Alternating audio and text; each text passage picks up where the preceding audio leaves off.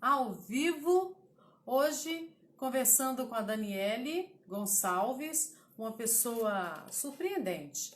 Ela vai falar comigo sobre as pessoas em situação de rua. E depois nós vamos entender por que nós usamos esse termo, né? Pessoas em situação de rua e não moradores de rua. Daniele já chegou? Ei, Dani, vou te convidar. Já tô feliz porque eu já estou te vendo aqui, Dani. Olha aí, vou aproveitar que você está chegando e já vou arrumar a minha luz. Peraí, Dani, vou te convidar. Dani! Olá, boa noite a todas, todos e todos. Tudo bem? Eu tô ótima, você está linda, preparadíssima. Obrigado. São seus olhos. Adorei esse óculos, ele é meio sextavado, não é isso? Sim.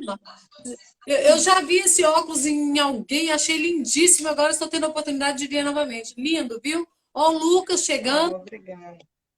Pois é. Hoje, Dani, nós Lucas é vamos... alguém que milita comigo nas questões da causa negra aqui do município de São Gonçalo. Isso, se sobrar um tempinho, nós vamos falar sobre isso também.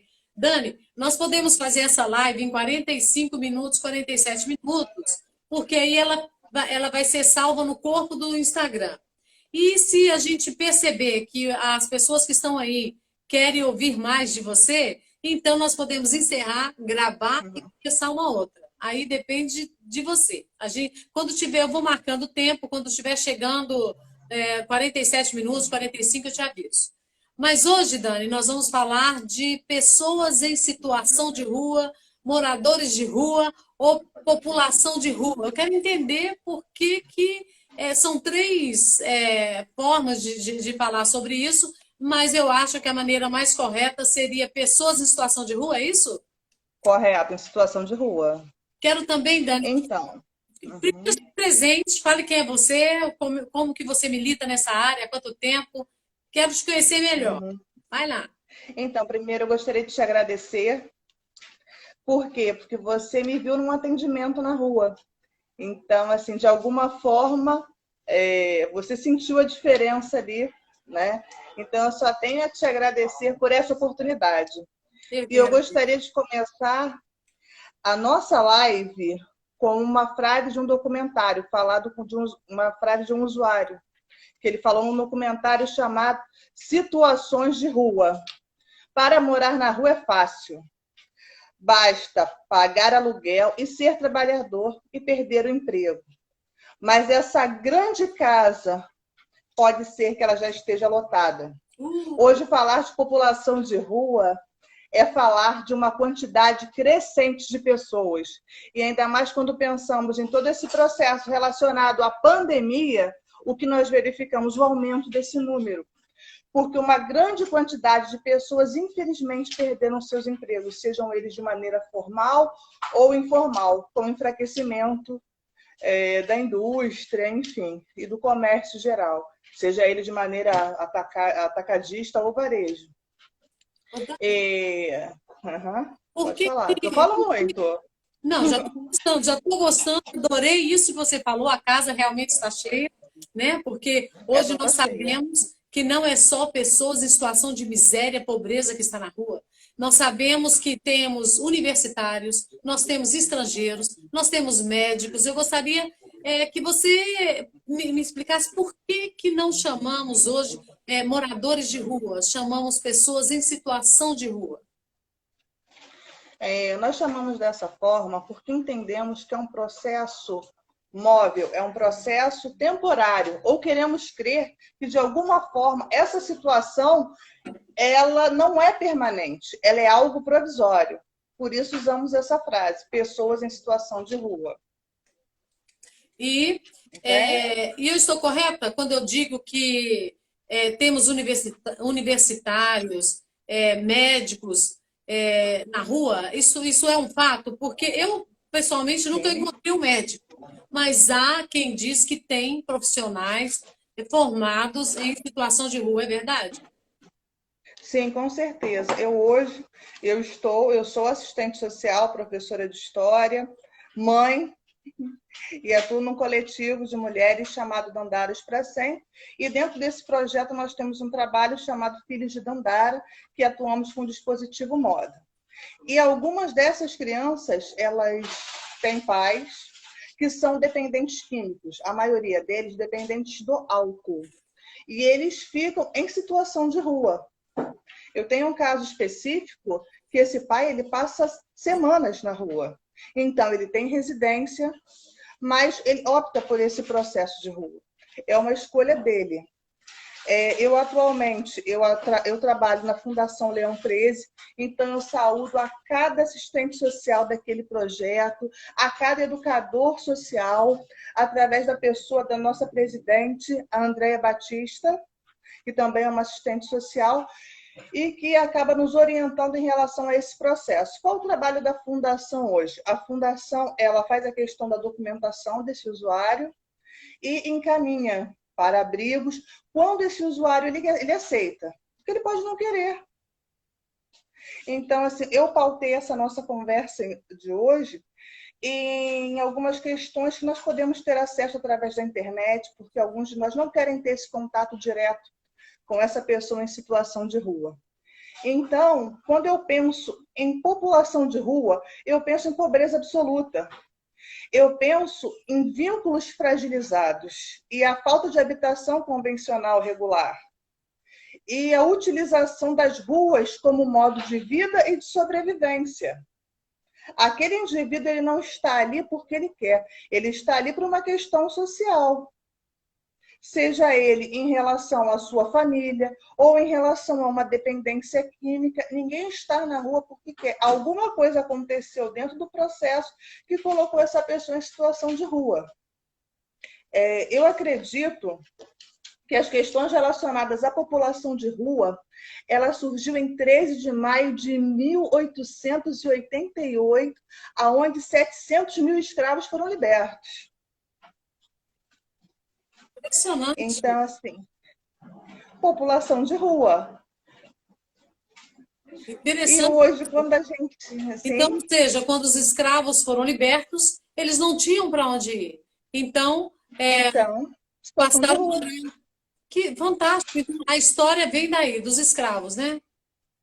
Sim, quando a gente para fazer uma análise fria sobre as questões, até mesmo se a gente começar a olhar essa população de rua, ela é basicamente entre negros e pardos. Não que não haja pessoas brancas. Né? Mas é engraçado que quando a gente se conheceu, foi com um morador de rua específico, ele estava até com alguns animais que você ainda mexeu, né? Com a questão dos... Hoje, eu não sei, eu quero que você fale mais do que eu, porque eu sei que você conhece muito dessa população, dessa situação de rua. Para mim é interessante te ouvir, mas eu percebi que nessa pandemia, as pessoas que viviam antes em situação de rua eram umas aqui perto da minha casa. E depois que se instalou a pandemia, a quarentena, o isolamento, a população de rua se modificou, se diversificou. Eram outras pessoas, pessoas mais jovens, de certa forma mais lúcidas, aparentemente mais saudáveis. Então, eu não sei se realmente mudou ou se é uma impressão minha. Eu não sei se aquelas pessoas que estavam morando antigamente, viviam ali na rua, se elas foram para um abrigo e vieram outras. O que você me diz? Bem, o que acontece? Hoje, segundo o último censo, antes da pandemia, em relação à população de rua, 82% eram de homens de 25 a 44 anos. Se eu paro para analisar essa população, é uma população economicamente ativa. Exatamente. Se é uma população economicamente ativa e masculina, você imagina agora após a pandemia, com comércios sendo fechados, esse número ele aumentou de maneira significativa. Eu ainda não tenho nenhum tipo de dado, nem está disponível nenhum dado preciso em relação a isso, mas que esse aumento ele aconteceu de maneira visível, isso é fato. Exatamente. Então, assim, falar em pessoa em situação de rua, é lembrar da pessoa do Léo. Não sei se você já ouviu falar Do Léo? do Léo. Léo não. Isso, Um homem? Não. isso. Quero O Léo, saber. ele é um homem que ele tem um livro, que o nome do livro dele é A Vida Após as Marquises. E ele escreveu um livro que, inclusive, esteve na Bienal. Ele foi entrevistado pela Globo. Ele tem uma história de vida muito interessante. Ele foi dependente químico. Nem todas as pessoas que estão na rua têm dependência química. Porque, às vezes, a gente tem estereótipos, né? A gente cria algumas coisas. Ah, é drogado, é ladrão, gosta de pedir. Não. Pensar em população de rua é pensar em pessoas que estão vivendo um processo transitório. Quando eu penso em transitório, transitório para mim pode ser um ano, transitório para outros podem ser 10, eu não sei esse período. Porque estar na rua, em determinados casos, é uma opção. Como nesse documentário, Situações de Rua. Quando alguns desses usuários, esses indivíduos que residem na rua, foram questionados, o que é a rua para você? Alguns deles falaram que algumas frases humilhantes, mas outros falaram que era liberdade. Liberdade de ir para onde elas quiserem, de estar aqui, de estar lá. Inclusive, nesse documentário, um homem ele fala assim: a minha casa já foi arrombada. Na rua, eu já fui roubado. Mas, se não está bom aqui, eu pego as minhas coisas e vou para outro lugar. Por isso que, às vezes, em determinadas ações, quando é ofertado abrigos, instituições, eles não aceitam, porque alguns deles não querem. Por questões relacionadas à instituição, alguns sim, mas outros nem conheceram o processo. É claro que temos outras questões relacionadas ao sistema, mas a maioria deles optam por estar na rua. Cris, essas pessoas, Cris, ó, Dani, essas pessoas que estão na rua, porque ontem eu conversei com a Cris, essas pessoas que estão na rua, elas são totalmente desprendidas de bens materiais? São totalmente? Bem, quando eu penso no termo desprendidos, alguns deles não têm. Porque, aí voltando a falar desse processo, desse documentário, ele disse o seguinte: a rua é maravilhosa, o problema são as pessoas. Eu imagino à noite, eu moro aqui no município de São Gonçalo, eu imagino o centro do Alcântara às 3 horas da manhã. Eu imagino uma pessoa que está em situação de rua, dormindo naquele espaço. Como será? Será que essa pessoa ela pode dormir? É. Quando paramos para pensar, há muitos anos atrás, eu era criança, mais ou menos, sobre quando queimaram aquele índio Pataxó, ele estava Brasília, em dormindo. Brasília, Em Brasília, ele estava dormindo. ele estava dormindo. Ele estava dormindo de Na parada madrugada. de ônibus, né? Eu lembro disso. Sim, ele estava dormindo. Então, assim, que garantia é essa? Porque pensar numa pessoa em situação de rua é pensar em privação total de direitos, seja a nível de alimentação, de educação e de saúde. É verdade. E nesse documentário, enfim, eu me pautei em 3 documentários: Os Invisíveis, A População em Situação de Rua. O outro documentário chama-se Situações, e o outro, Moradores de Rua, do Estigma à Identidade. Eles falavam sobre isso. Atenção. Opa, agora travou. Travou? Agora voltou. Você falou dos invisíveis, do estigma aí? Invisíveis e Moradores de Rua, do Estigma à Identidade. Ah, tá.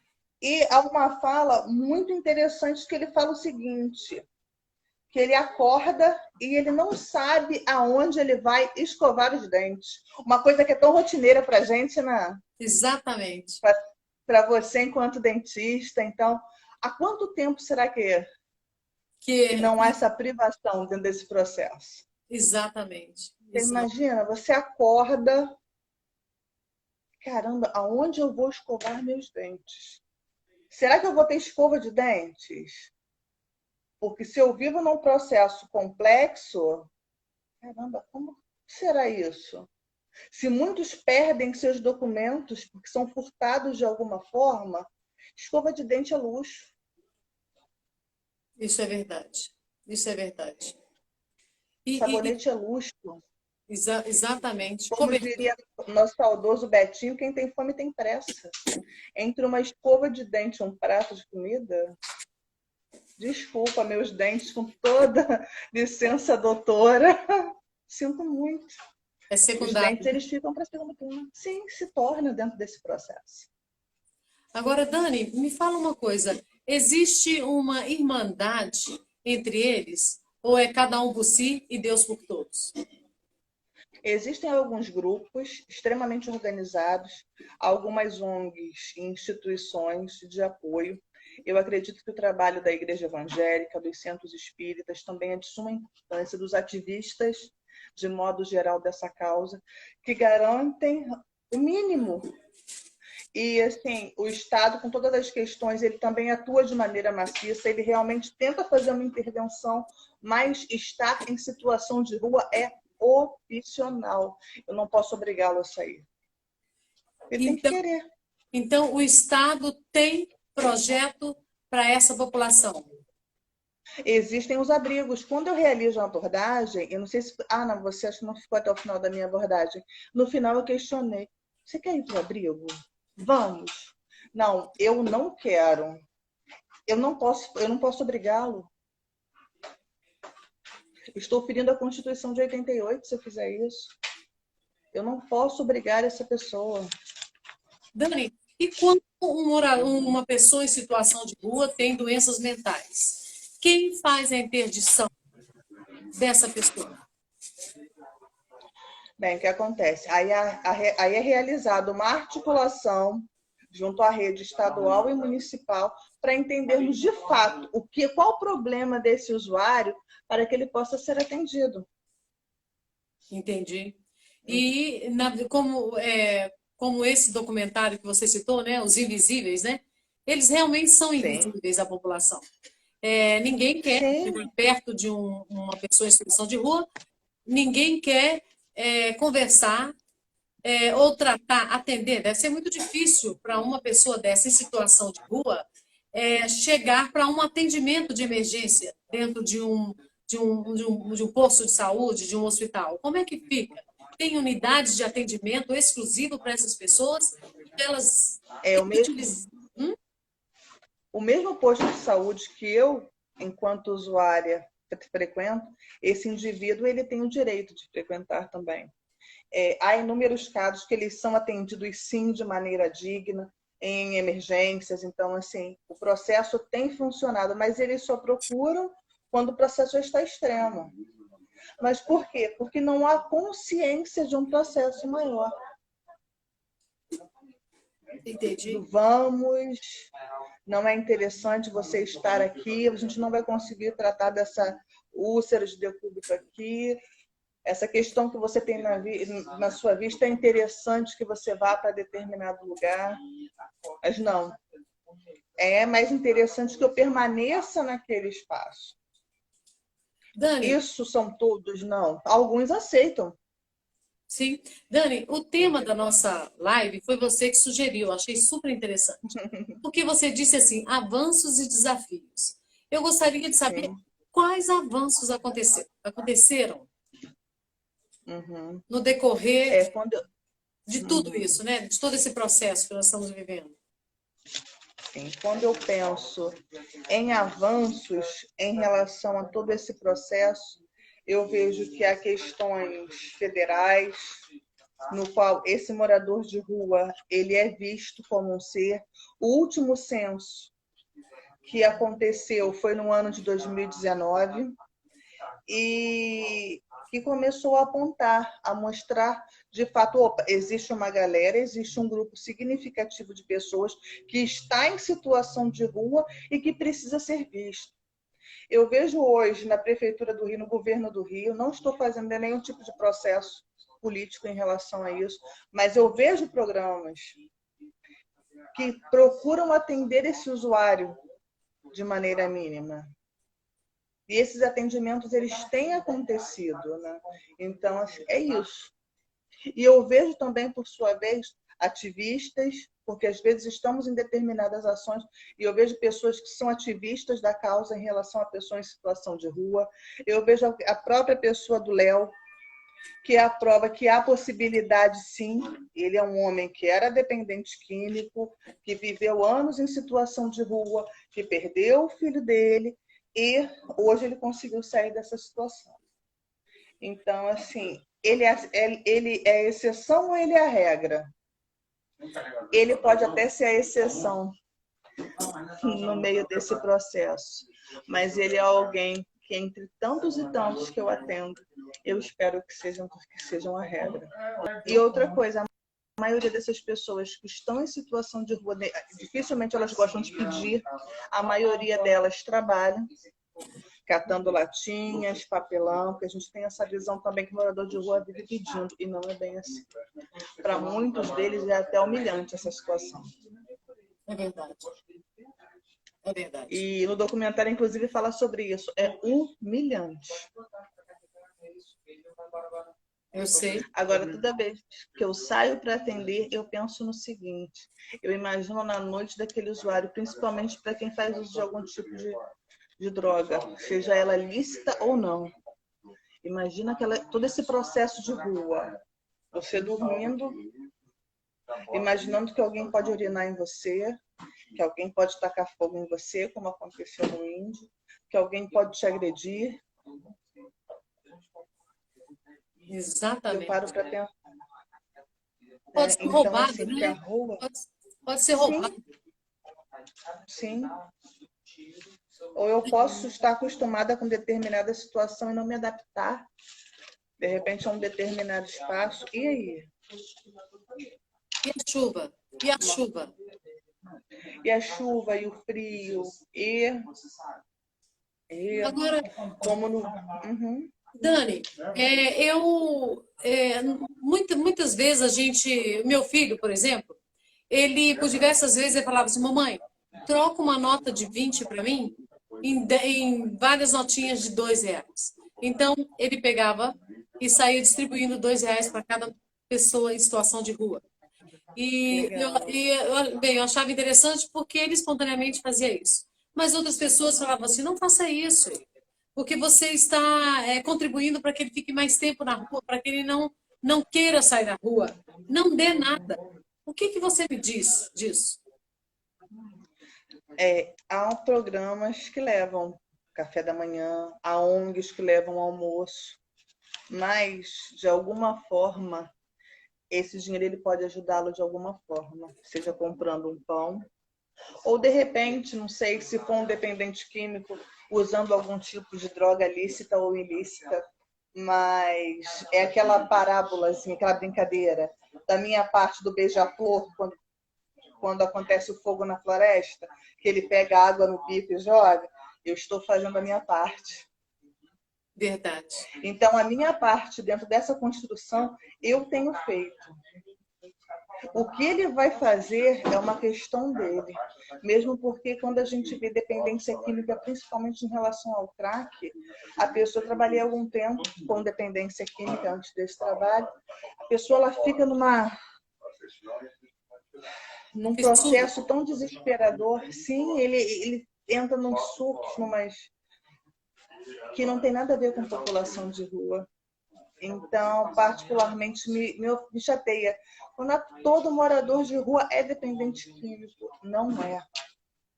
Não é mesmo. Se eu pensar naquele documentário sobre o ônibus 174, aquele menino, ele foi um dos meninos que quase foi assassinado na Candelária. Eu não estou dizendo que o processo que aconteceu, que a forma que aqueles meninos agiam naquela região da Candelária, eu não estou dizendo se era certo ou se era errado. Eu não sou juíza, eu não tenho que discutir isso. Mas eu vejo que aquele garoto, com todas as questões de falta de estrutura, em todos os níveis, aquele menino chegou à fase adulta, com todo aquele processo, e acabou na morte de uma menina que não tinha nada a ver com a história, que também tinha um projeto social. Então, assim, todo mundo sai perdendo. É verdade. Todo mundo sai perdendo. Agora, hoje no Rio de Janeiro, Dani, onde é que eles se concentram mais? E aonde eles se concentram mais e onde eles recebem mais apoio? Aonde eles se concentram? Em todo o município, né? Em todo o município. estado.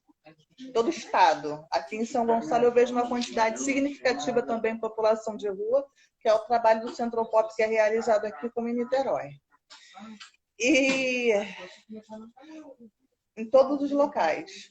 Em relação ao processo de abordagem, de encaminhamento, ele é praticamente o mesmo. A gente oferta cidadania. Esse usuário, esse indivíduo, ele tem direito de ter a sua certidão de nascimento, ele tem o direito de ter a sua carteira de identidade, ele tem esse direito.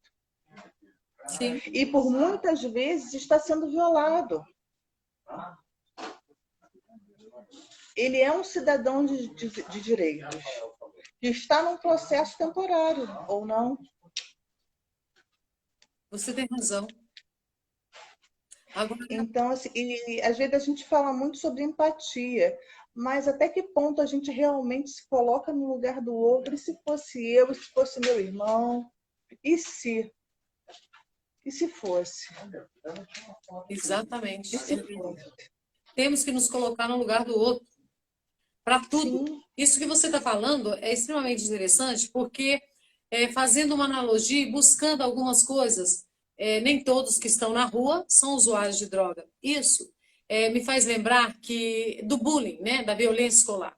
As pessoas acham que aquele cara que entra dentro da escola e sai matando todo mundo é um agressor, é um assassino. Mas muitas vezes não é.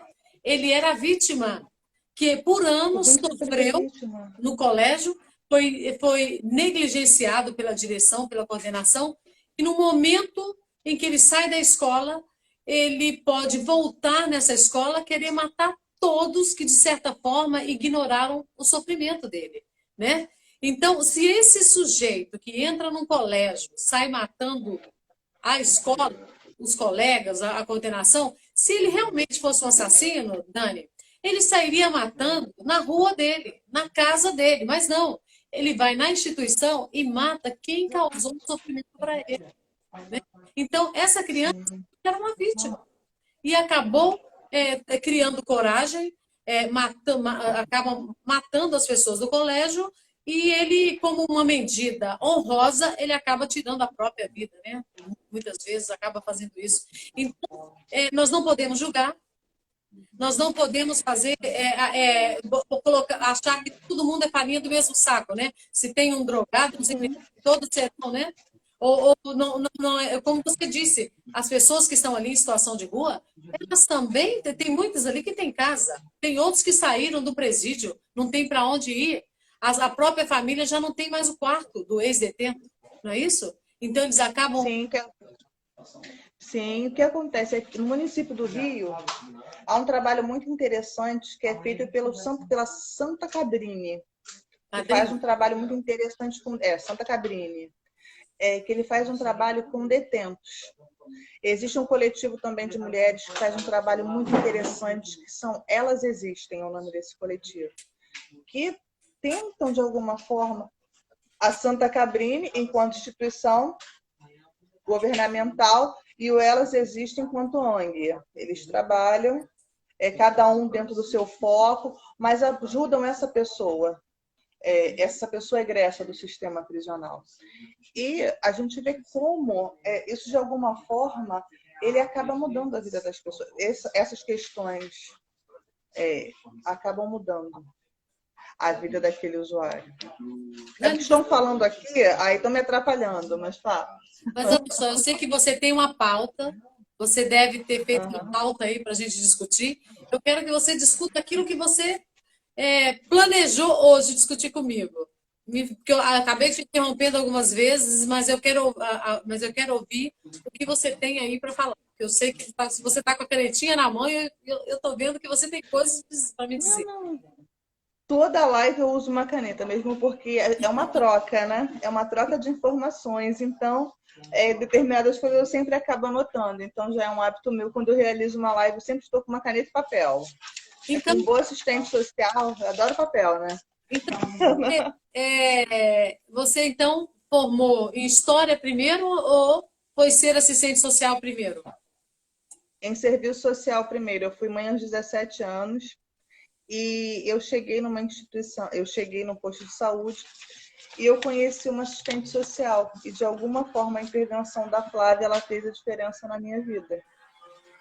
E eu falei, nossa, falei para ela, nossa, você é assistente social, e ela falou assim para mim, você pode ser também. Que bárbaro. Então eu fui mãe aos 17 anos. Minha mãe não me permitiu parar de estudar e eu entrei na faculdade. Terminei o segundo grau naquele ano. No ano seguinte, eu entrei na faculdade e fiz o serviço social. Depois eu fiz pós. Aí dentro desse processo havia algumas inquietações, até por conta do movimento negro. E eu fiz história, faculdade de história. E após eu pensei no mestrado em políticas públicas. E a minha filha acabou de entrar, Esther Fontoura Oficial. Acabou de entrar na live. Hã? Minha filha acabou de entrar na live, a Esther Fontoura Oficial. Opa, olha ali, já estou vendo que é uma morena linda. Mas você também é, né? Você é muito jovem, né, Dani? Sim. E a Márcia também, que me ajuda no meu coletivo, a Márcia Sena, é uma grande ajudadora do projeto Filhos de Dandara. E é isso. Eu quero conhecer os filhos de Dandara, eu quero conhecer esse movimento negro, eu quero conhecer tudo que você faz, porque eu acho isso fascinante. É para poucas pessoas, né? Se interessar por causas assim, militar por alguma causa. São poucas pessoas que se interessam pelos desafios dos outros, né? Agora, Dani, eu queria saber o seguinte: o que nós temos hoje de projetos para essas pessoas em situação de rua que você acha assim que efetivamente vai resolver a situação dessas pessoas? Ou se não tem o projeto ideal, supostamente ideal, se você tem algum, se você já chegou a fazer algum projeto para essa população? Então, eu tenho escrito algumas coisas em relação até mesmo ao meu processo de intervenção enquanto assistente social. Eu acredito que eu tenho muito a avançar. Eu costumo dizer que trabalhar com população de rua é trabalhar com um grupo muito rico. Desculpa, são experiências múltiplas, são pessoas assim de uma grandeza, cada um dentro da sua realidade. Então, eu ainda estou escrevendo sobre esse projeto, eu ainda tenho muitas inquietações. Eu vejo um trabalho da Marcha pela Cidadania acontecendo de uma maneira real, com outros trabalhos do governo do Estado que têm acontecido de maneira significativa e que, se esse usuário, eu acho que a nossa maior dificuldade é essa, é esse usuário que está em situação de rua, que ele realmente aceite ser abrigado. Porque por mais que eu consiga a identidade dele, que eu consiga a questão da alimentação para ele na rua, se ele não aceita ser abrigado, ele continua exposto. Porque ofertar a gente oferta. Alguns deles, infelizmente, não aceitam. Não aceitam. Não querem sair da rua. Isso. E, Liberdade, como aquele senhor disse, como aparece no documentário, outros humilhação. E enfim, deve ser uma realidade muito complexa, principalmente quem já teve algum vínculo trabalhista e quem já trabalhou de alguma forma mais efetiva, porque você se vê. Opa, minha vice-presidente acabou de entrar. Areta? Do meu coletivo, Areta. Então, Ei, Areta, se tiverem minha pergunta para a Dani, podem fazer. Agora, uhum. Dani, Pode nós falar, conversamos possivelmente. rapidamente no dia que eu te conheci. Você me falou dos hotéis. Tem hotéis à disposição Sim, no dessas centro da pessoas. cidade, sim. Como é que Sim. foi isso? Como eles podem chegar a esses hotéis? Como as Então, pessoas em situação de rua também podem chegar aos abrigos? então, não tem aquela van? Não sei se você viu que eu estava numa van Vi. grande, cinza, então.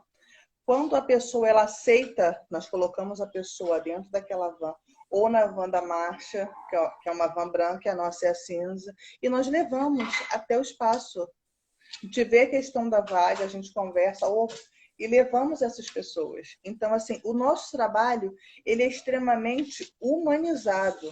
A nossa presidente, a Andréia Batista, ela frisa muito isso, a questão dessa humanização. Então, de cima a baixo, todo o nosso processo ele é muito humanizado, no qual o nosso usuário é o nosso ator principal. E as questões que relacionadas a ele são o nosso ponto-chave.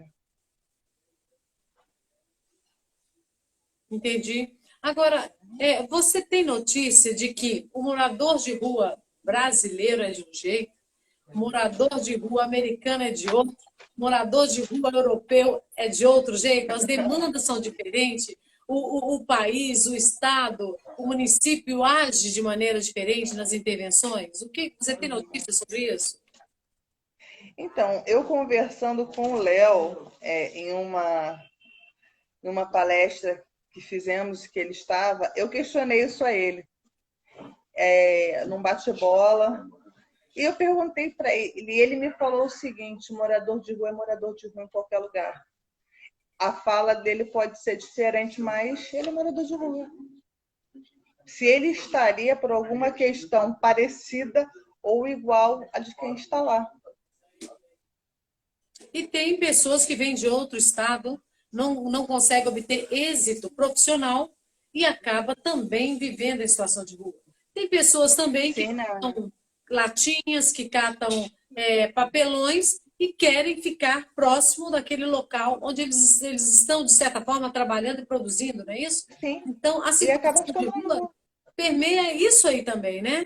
Pessoas que vêm Também. de... E quando você falou dessa questão de pessoas de outros estados, me veio a questão da década de 60, né? Da questão da saída das pessoas, né? Do campo, a vinda para a cidade, para buscar esses novos espaços. Hoje eu faço parte de um projeto que ainda está embrionário, chamado Filhos do Comperge, que ele é um trabalho, não sei se não sei se você já ouviu falar sobre o Comperge, que era Itaboraí. Não, quero saber. E um número, assim, os Filhos do Comperge foi o seguinte: Itaboraí ele foi vendido como Novo Eldorado, no qual um número significativo de pessoas foi para o município. Mas por questões políticas alheias à nossa vontade, os projetos acabaram não seguindo da forma que deveriam. Então, o que aconteceu? Lojas fecharam. Mas esses homens, eles se relacionavam, e essas mulheres acabaram se relacionando com pessoas ali. O que aconteceu? Crianças. Crianças, elas surgiram dentro desse processo. E o projeto ele surgiu a partir daí. Nós temos um núcleo do nosso polo lá, nada a ver com os filhos do Comperge, os filhos de Dandara, é um outro núcleo do nosso projeto. Nós estamos no Rio, estamos em São Gonçalo, que acaba sendo a nossa base, e estamos em Itaboraí também. Mas em Itaboraí percebemos isso.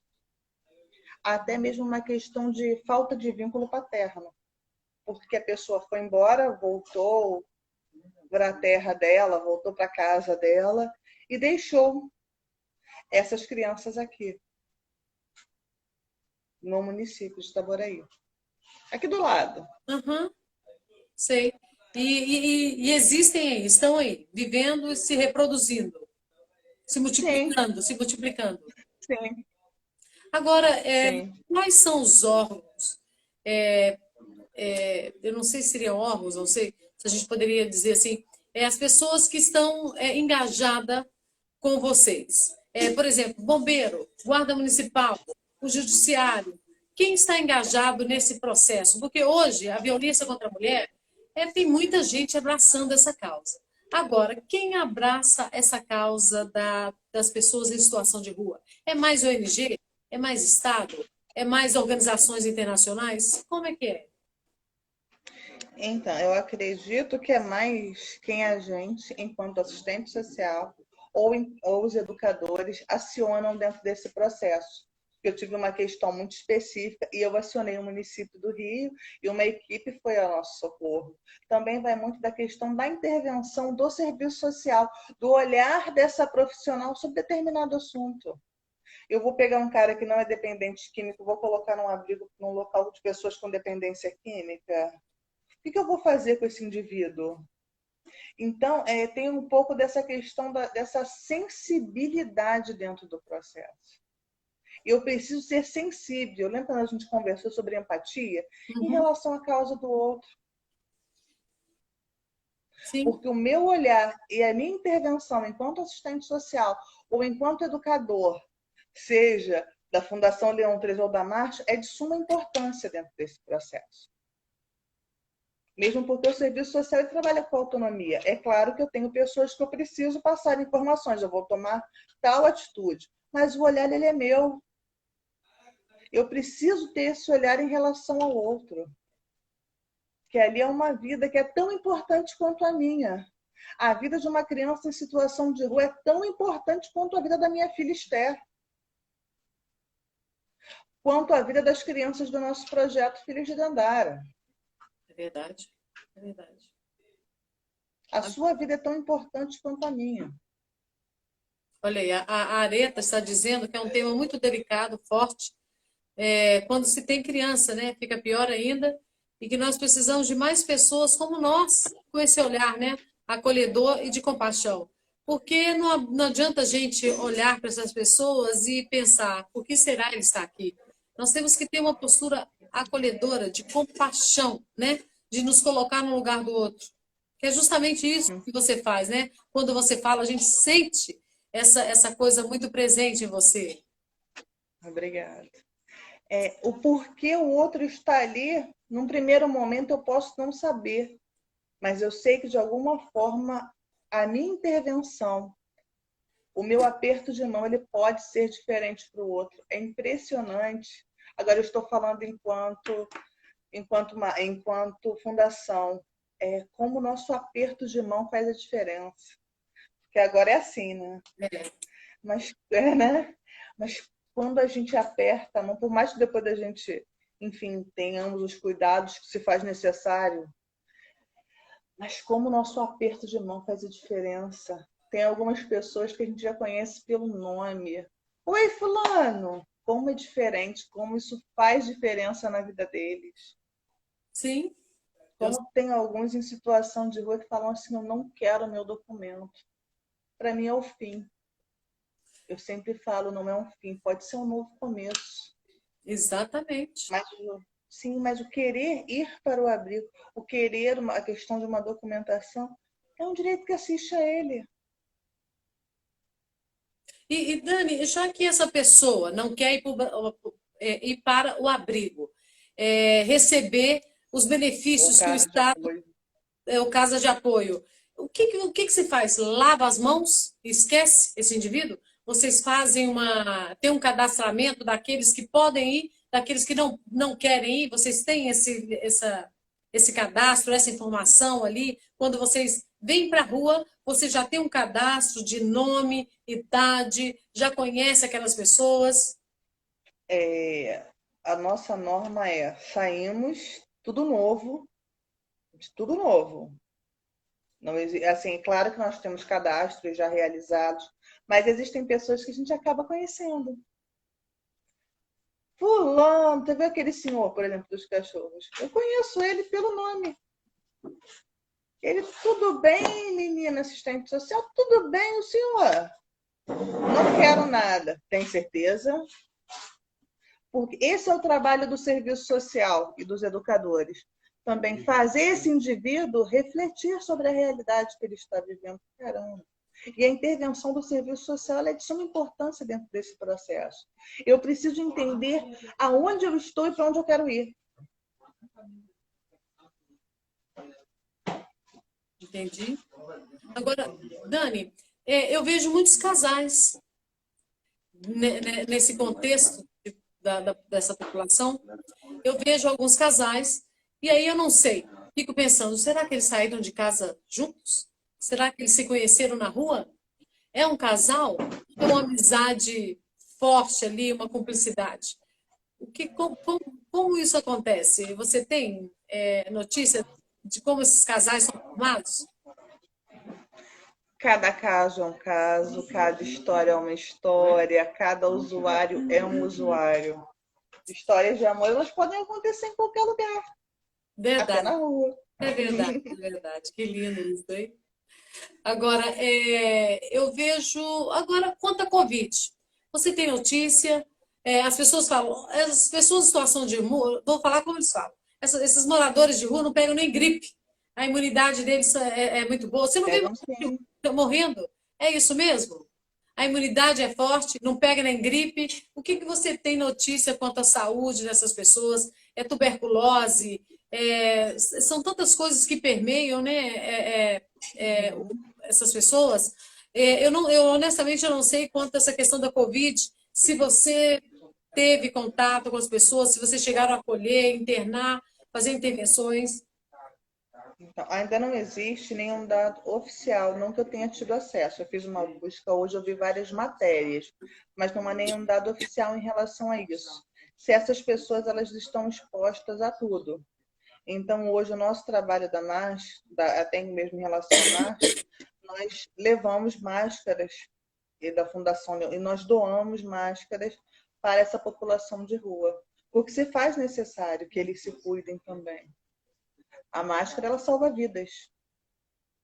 É verdade. Então, e como a gente fala sobre essa questão que as vidas são tão importantes quanto, então, quando eu dou uma máscara que me foi cedida pela fundação para esse usuário, eu estou dizendo isso. A sua vida ela é importante, porque eu estou de máscara, mas você também tem direito a usar máscara. Em qualquer órgão público que ela for, se ela for sem máscara, infelizmente ou felizmente, ela não entra. Então, quando eu dou essa máscara, eu dou acesso. Verdade. Você tem máscara? Não. Toma. Toma de presente. Eu dou acesso. Até se ela for em qualquer estabelecimento para buscar, pedir, enfim. Ela tem que estar de máscara. Isso é Para verdade. receber de alguma ela precisa estar de máscara. O entregar essa máscara para esse usuário, ele me diz isso. Agora, Você é importante. Sim. você tem razão. Essas pessoas, você está falando que eles precisam de máscara para entrar em uma instituição, até para pedir, né? Essas pessoas em situação de rua, elas costumam ir muito a um posto de saúde, a um hospital, ou elas chegam no limite do limite para pedirem ajuda, para pedirem socorro, para pedirem uma intervenção médica? Aí foi o que eu te falei. Cada caso é um caso. Cada pessoa é uma pessoa. Por exemplo, eu tenho muita dificuldade ao médico. Entendi. De repente você não tem. De repente uma dor de cabeça, opa, essa enxaqueca, pode ser enxaqueca. O meu corpo está dizendo alguma coisa que eu não estou entendendo. E eles são assim também. Cada caso é um caso, cada pessoa é uma pessoa, cada processo é um processo em relação a isso. Entendi. O ser humano ele é único e eles não são diferentes. Dani, nosso tempo está explodindo. Tá Nós estamos explodindo? em 48 minutos. Vamos ver aqui. Deixa eu olhar quem está aqui na nossa live. O José está aqui, a Roberta maravilhosa, a Georgia, a Eliette, a Dani Gonçalves, que é você, a Adriana Caetano, a Márcia, a Esther, sua filhota. Então é o seguinte, Minha bebê. vamos encerrar essa live deixando um gostinho de quero mais? Ou você quer que eu salve essa live e volte para a gente conversar mais? Você pode salvar, você que sabe. Tá É? bom? Fica bem à vontade em relação a isso, tá Não, bom? para mim, tudo é bom. Tudo é bom. Conversar com você é maravilhoso. Eu vou encerrar e aí a gente conversa mais, volta para a gente conversar mais um pouquinho. Então tá bom, então. Então, espera aí, voltem, hein, vocês que estão aí. Espera lá. Espera.